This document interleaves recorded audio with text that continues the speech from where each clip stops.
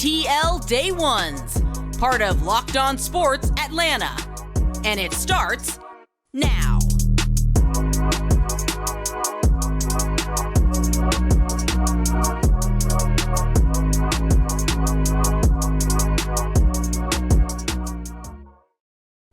Welcome into ATL Day Ones with Jarvis and Tenitra. Just want to say thank you for making ATL Day Ones your first listen of the day. And remember, we're free and available wherever you download your podcast.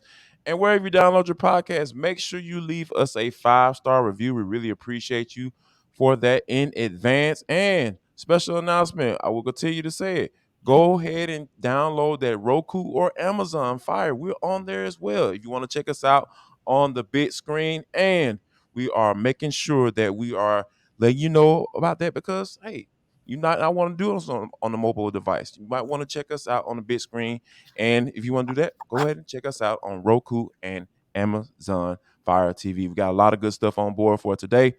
We're going to talk about whether or not how the Hawks looked against an actual real conference and finals contender in the Milwaukee Bucks.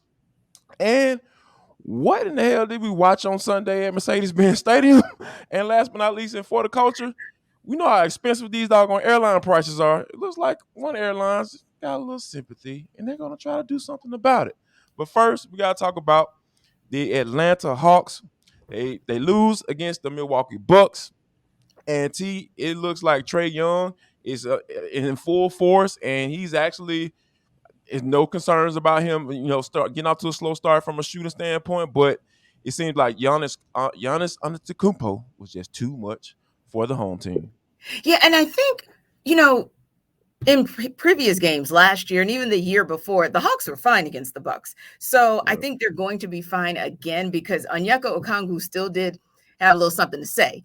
Against, right, of course, against Giannis and no different Saturday. But where they really got tied up was the fact that the Bucks understood the assignment, which is don't rely on outside scoring. Don't just take any shot or settle for any shot outside. Drive, get in the paint, get those extra points, slow down the game, and then dictate it from there. The Hawks had 15 free throws. I didn't say in a quarter, in a half. The entire game and not one free throw in the fourth quarter. What that means is that there was no dribble penetration. You really weren't trying to dictate the game and kind of slow it down. And granted, the Hawks were able to battle back and almost get that W.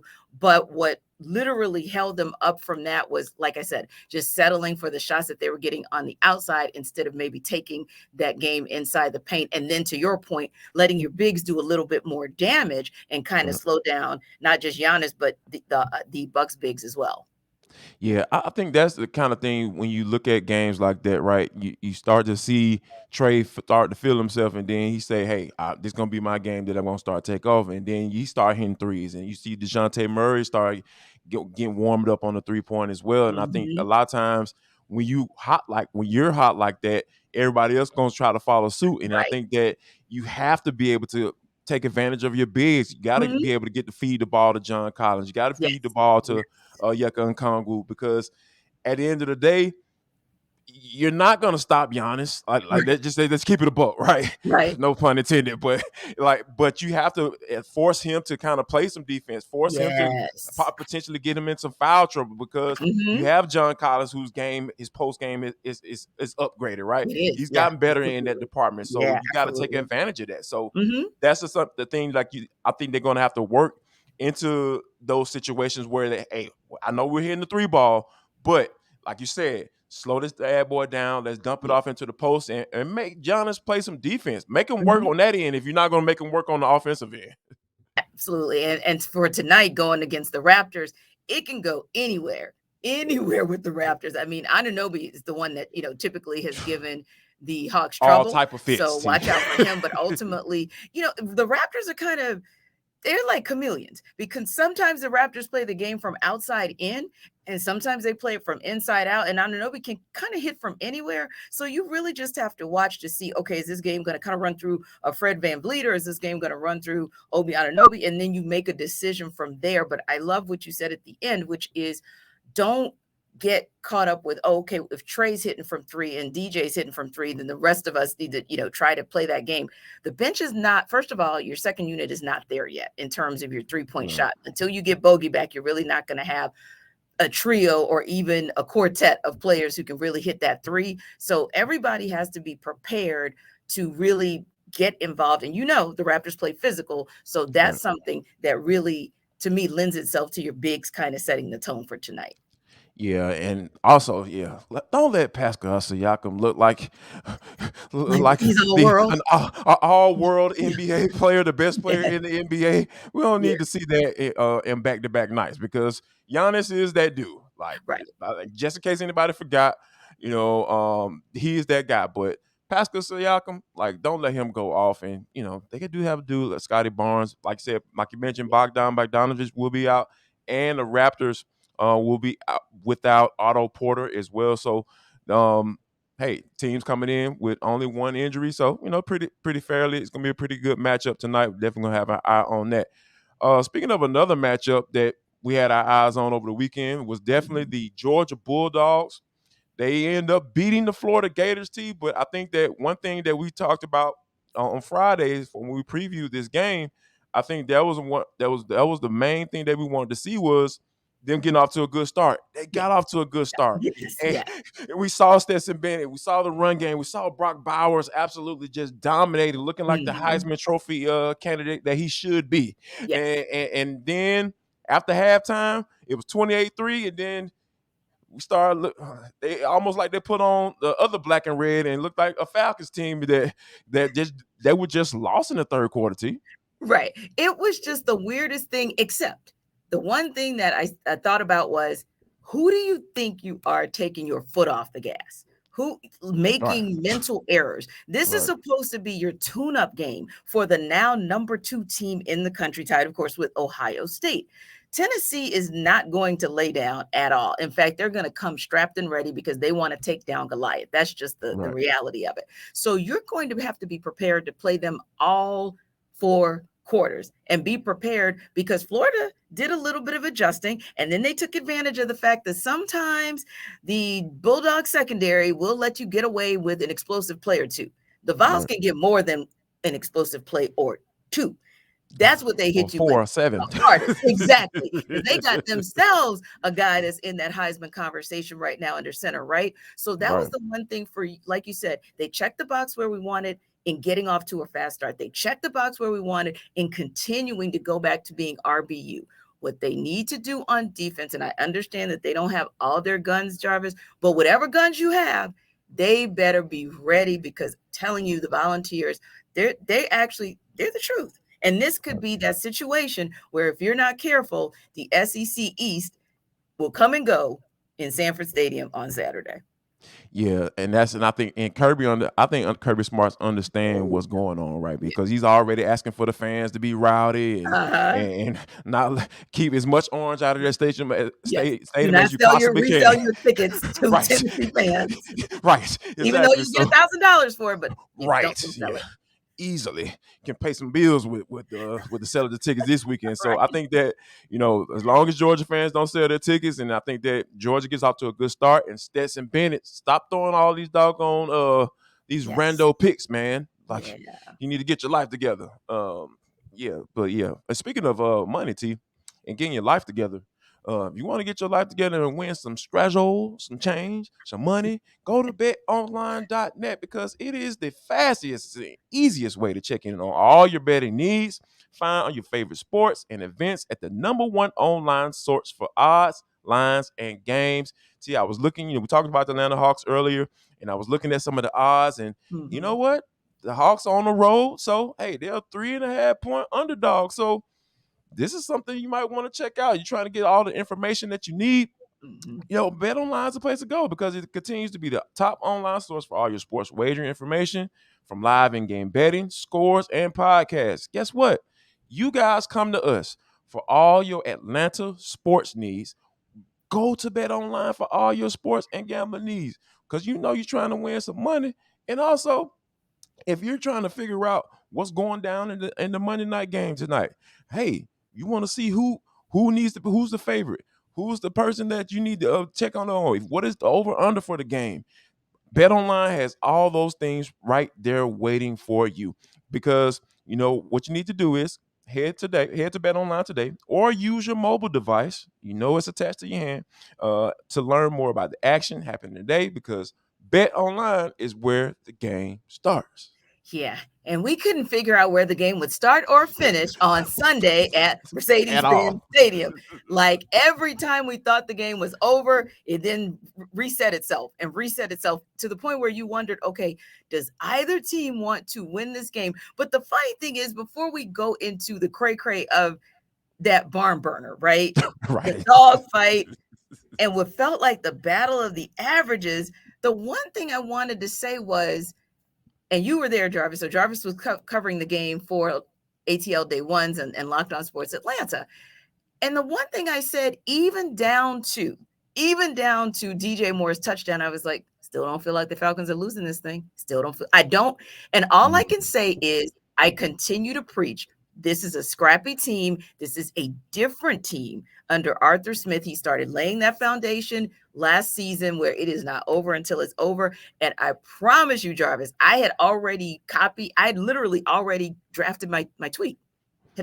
And I sat on it. And even when DJ Moore scored, I had my TV on and I was watching. But I'm interested to hear from you before we dig down into it. Like, how was it being there?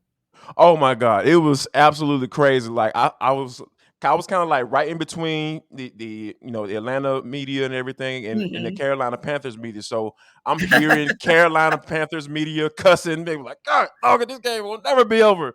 And I'm hearing the Atlanta media like, oh my God, he missed it. And so I was literally standing up, T, because I was getting ready to do the Locked On Falcons postcast. Y'all go check that out, by the way. We have a good time on that stuff, thing with guys. Aaron Freeman. So I'm just sitting up, just standing up, and I'm just like, all right, this game about to be over. And then next thing you know, all I see is I hear somebody from down there. You know where D led? He all the way up in the corner, in the amen corner over there. He's just like, oh, you missed it. And I'm looking at the Panthers PR person. He's just like, ah. And I was like, no. I was like, okay, nobody wants to win this game, but yeah, just being there, T, just seeing the guys, and you can just see in the guys' faces, like some of the guys was like, man, I'm just ready for this thing to be over with. And I think that once it went into overtime, I was just like, all right, the Falcons might just have a chance, because like it was so funny. I was saying to myself, when they carried Young Wei Koo off the field, I was just like, man, they need to go get the Panthers kicker, Pinheiro, and carry him off. Like, bro, we appreciate you, dog. He's your player of the game. Appreciate that, dog. Yeah.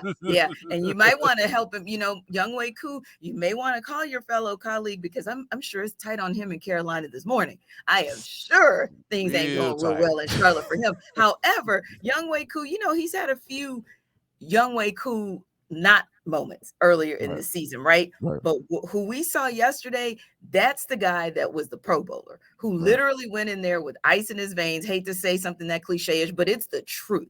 He went in there and he did his job. And it just goes to show you, Jarvis, how when you have one job, you literally have to stay focused on just that moment. And I really think Eddie Pinheiro, things started going in his head once he missed that kick. And I just think it was like he could not recover. On the flip side, give a lot of credit to Marcus Mariota for recovering, especially in overtime, right? Because you and I, we went half joking, half serious when we were previewing and giving our keys to the game on Friday, right? And even Monday talking about after the last game saying, okay, so are we good to go? Not having the Marcus Mariota, Desmond Ridder switch up conversation. Give him his credit for throwing a pick in overtime that seemed to dead this thing for the Falcons. When they got it back, he said, my God, if I got to do it with my legs, then I'm doing it. And he put that team in position to win this game. Yeah, when you're talking about, it was a 54-yard return on top of that too. So not only did he get a pick, the dude basically put him in field goal range as soon as he at the return, right? So he flipped the field on his own. So that was huge as well. So I think that when you think about, though, that this is who Marcus Mariota is, right? I got a chance to do Sports Extra on 11 Alive, and I was just saying how this is who we're going to have to accept from him for who he is, right? Because I think that it's going to be safe enough because Arthur Smith is going to implement a game plan to make sure he doesn't put him in too many situations where he can make a mistake, right? So Arthur Smith is going to minimize as many mistakes as he possibly can with the game plan. And then Marcus Mariota, more than likely, he may get himself into a situation where he's going to make one. However, he's going to be putting himself in a situation to where he's going to be able to make that necessary play and break off a 30-yard run on 3rd and 1 when you actually absolutely need it. Because Lord knows that, like you said, like I mentioned earlier, like people wanted this game to be over with from the crowd that left at the beginning of the end of the fourth quarter, and the crowd that left not too long after that, when it went into overtime. And so it was just a layers of people wanting this game to be over. And I think that Marcus Mariota said in his head, "You like, you know what? I'm about to give y'all a reason. I'm about to give y'all a reason to leave. I'm about to make this bad boy get right." And then I think that with I think Coach Smith made another right decision when it comes to special teams and everything.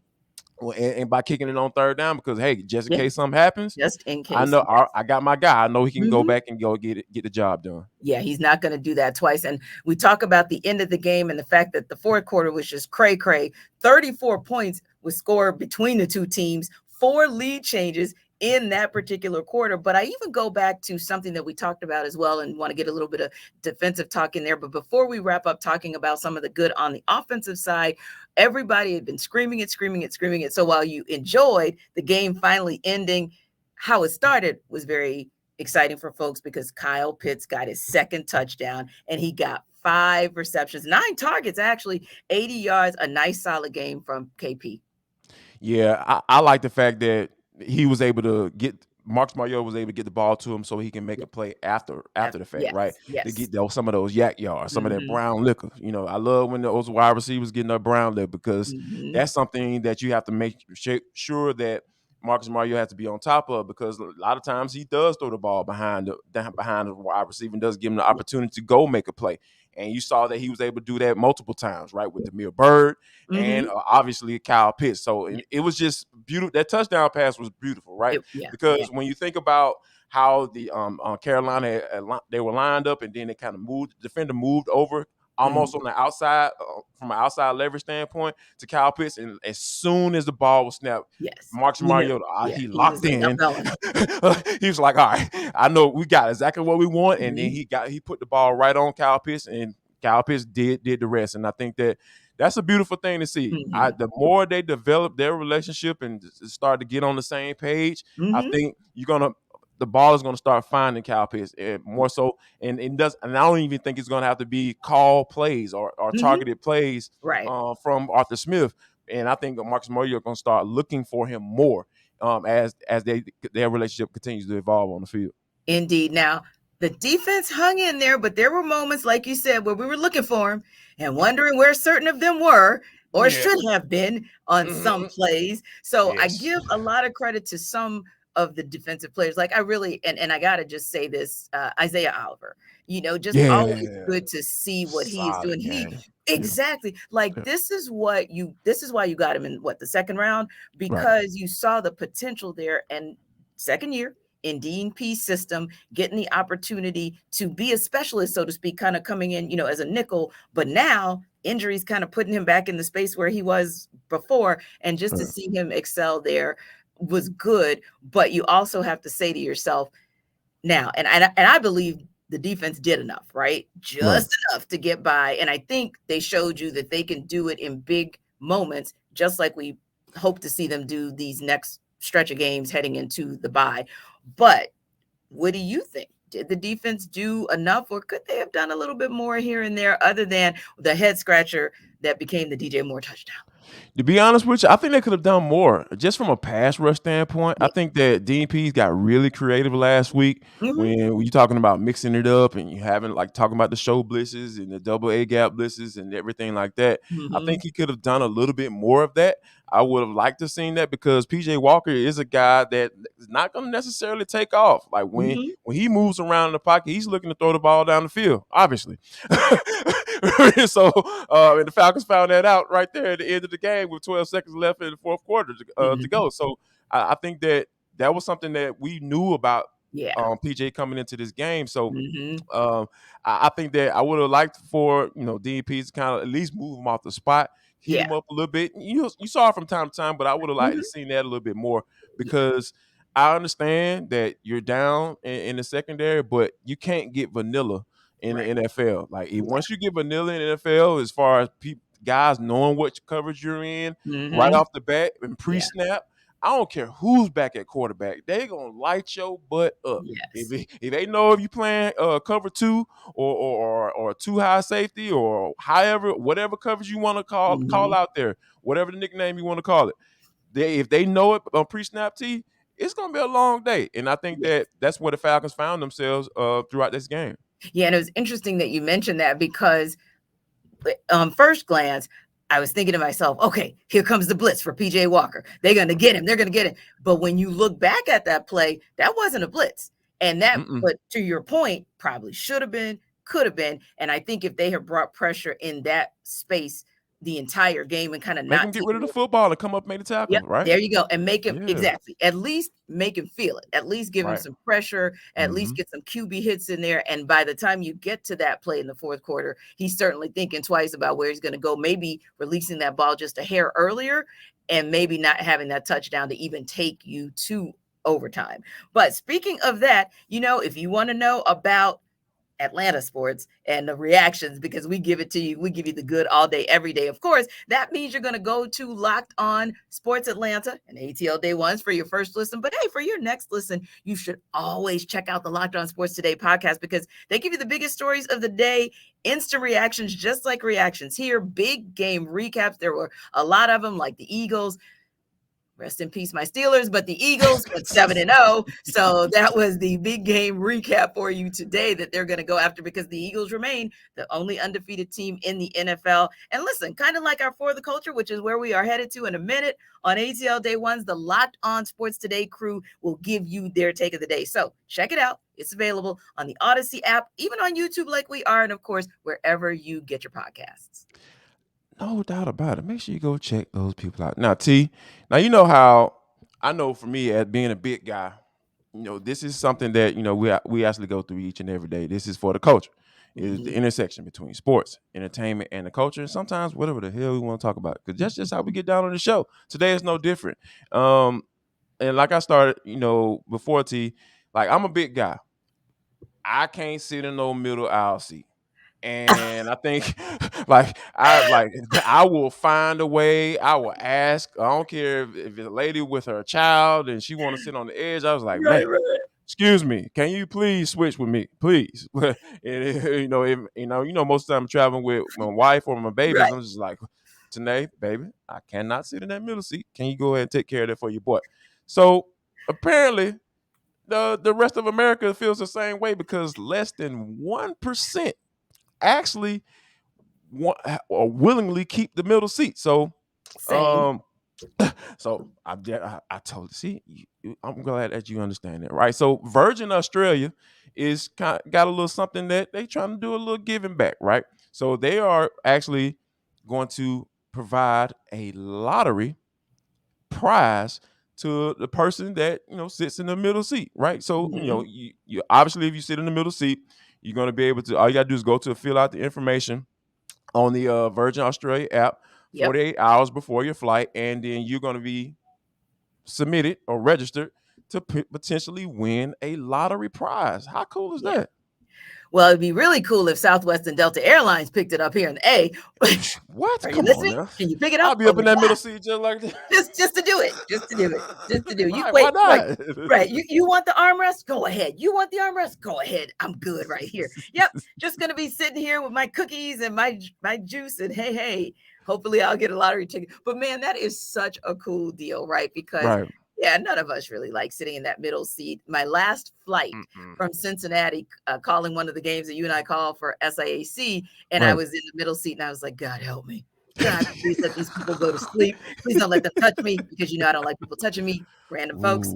So yeah, it unnerves me. But I sat there. I was like, got to take one for the team because our flight was delayed 2.5 hours. So we were just glad to get on that flight. But yeah, can you imagine if in ATL right here in Atlanta, Delta even said it just for like one flight So one city, Southwest said it for like, hey, we're just doing this for one round of flights for one city. We would lose our minds here. No doubt about it. Like, because think about it, because there'll be plenty of seats available all on the edge. It's like, wait a minute, why all these aisle seats open? Right. All the Comfort Plus seats are open right now. What's going on around here? And I think that, it's pretty cool to see. But shout out to them to kind of, recognizing something. And it's like, you know what? We need to go ahead and maybe do something for the folks who are willing to put up with touching folks and maybe somebody snoring and laying on you when they fall asleep. So, yeah, Lord knows we don't want to do that post-COVID, pre-COVID, during COVID. I don't know where we are right now on that, T. But one thing that I want to talk about this before we get out of here, T. Now, so over the weekend, right?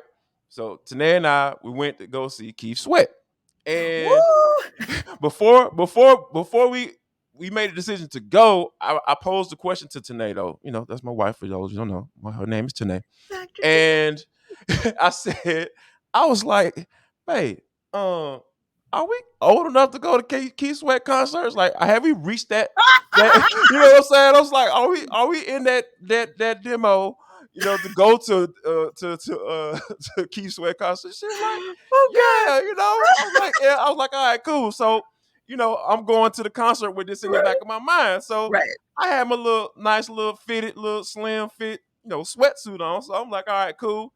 I'm gonna be comfortable. I ain't tripping. So we get there, T, walk up in that junk, and it is exactly what I expected. I'm talking about like the smell of hen in the air already. And I'm sitting up here like, then as Keith got going, then you start smelling the weed. I'm just like, oh, all the stereotypes, the stereotypes just flying out. They just bapping me upside the head. I'm sitting up here just like, oh man. Yeah. Goodness gracious. But I had a good time though. But it was so funny going through all that in my head. No, I hear you, because literally I love like old school. Like I literally, and you guys are going to hear Jarvis and I say this over and over again because we both go down the R&B rabbit hole. So yes, yeah. So I will. So I guess it was my turn Friday, and I went down the old, super old school, like rabbit hole. Donny Hathaway, Stevie Wonder. Ooh. Yeah, like I went down that route, right? And I was thinking to myself, so fast forwarding, bringing it up to this most recent concert, Will Downing. That's super old to me, but really quality sound, right? Right, of course. I'm invited to this Will Downing concert, and I'm a little nervous like you, because I'm like, I'm thinking I'm outside of that demographic, but I'm just going to try it anyway. Right. Let me just say, I fit better at the Monica concert a couple of weeks ago that had Lil Baby and all those folks come in. I know my people. That's all I'm saying. The end. Period. Yes.